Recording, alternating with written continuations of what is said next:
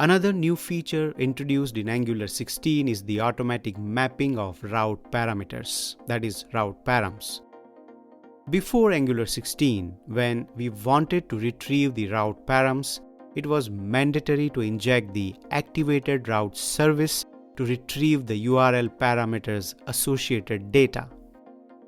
But now from the Angular 16, we can make use of input decorator and provide an additional property named bind to component inputs with the for root method of router module and set it to true.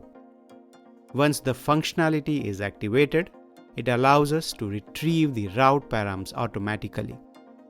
This also makes the component look very simplified as well. So this is an important feature which you can keep in your mind. See you in the next video with new feature of Angular 16.